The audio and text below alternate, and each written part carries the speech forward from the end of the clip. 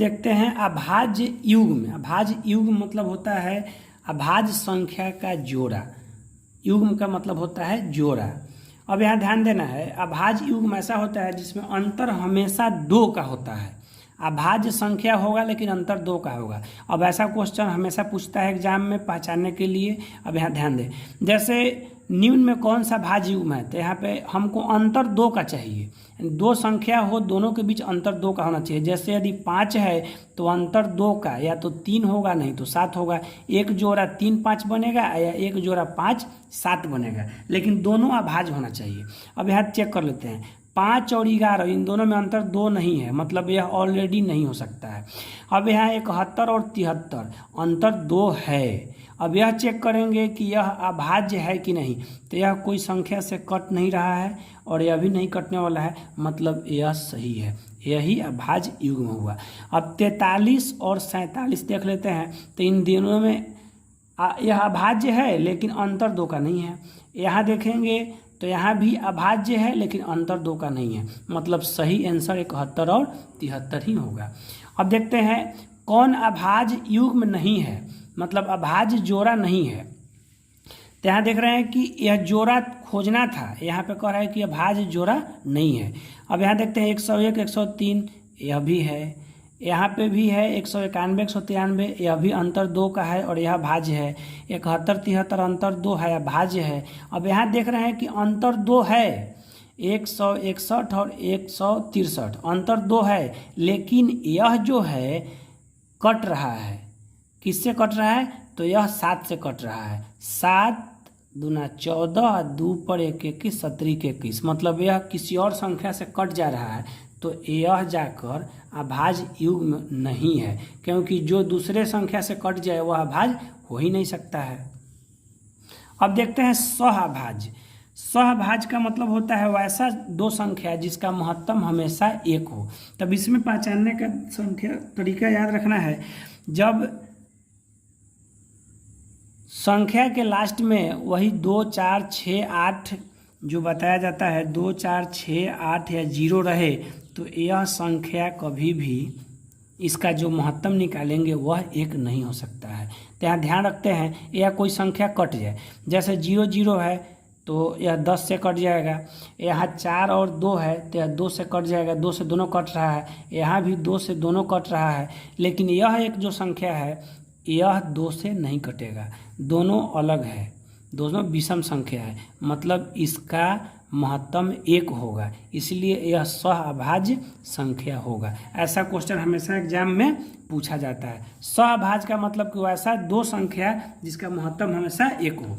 अब इसमें पूछ रहा है कि कौन सा जोड़ा सहअभाज्य नहीं है, इस टाइप को भी देख ले। तो यहाँ देखते हैं कि 2 और 3 दोनों में 1 का अंतर है और यह दोनों अभाज्य है। जब अभाज्य है तो इसका महत्तम 1 ही होगा। 5 और 9 है, यह भी दोनों विषम है और इसमें भाग करेंगे तो विषम है तो 1 से ही कटेगा। 4 और 7 है तो इसका भी महत्तम 1 ही आएगा, लेकिन 14 और 16 है यह 2 से दोनों कट जाएगा, मतलब कि यह सहअभाज्य नहीं है। अब दोस्तों सबसे इम्पोर्टेंट क्वेश्चन को देखते हैं।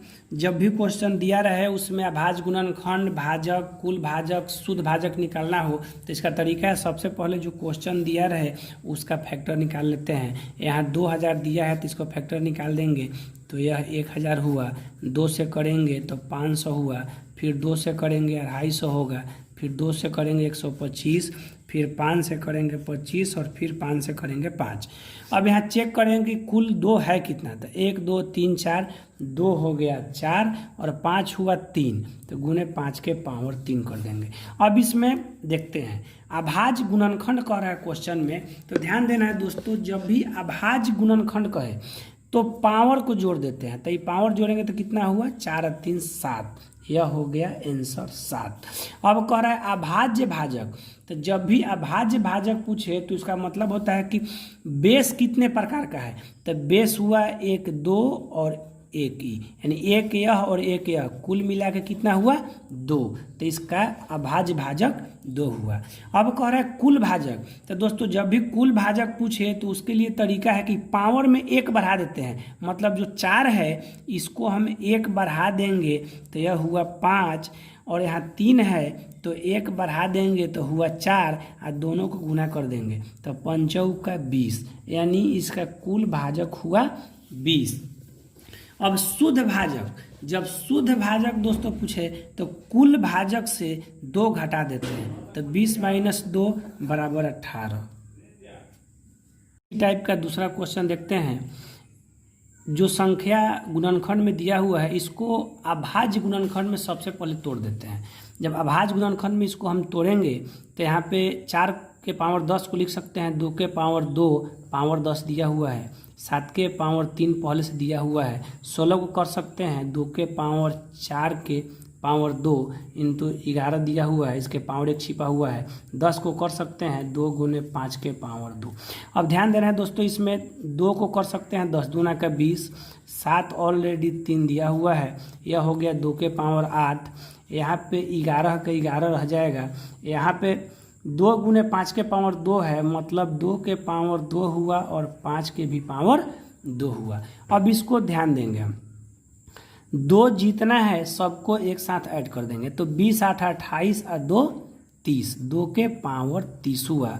अब यहाँ बच गया 7 के पावर 3, 11 के पावर 1 और 5 के पावर 2। अब इस क्वेश्चन से हम सॉल्व करेंगे। जैसे गुणनखंड की संख्या तो कुल पावर को जोड़ देते हैं, 30 और 3 33, 1 34 और 2 36, यह मेरा 36 हुआ गुणनखंड।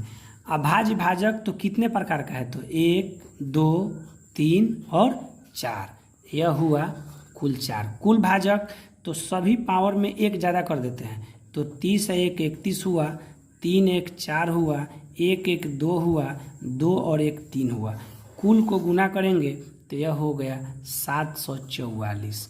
अब शुद्ध भाजक कह रहा है तो शुद्ध भाजक में क्या करेंगे, 744 में से 2 घटा देंगे जो आएगा 742, यह शुद्ध भाजक 742 हुआ।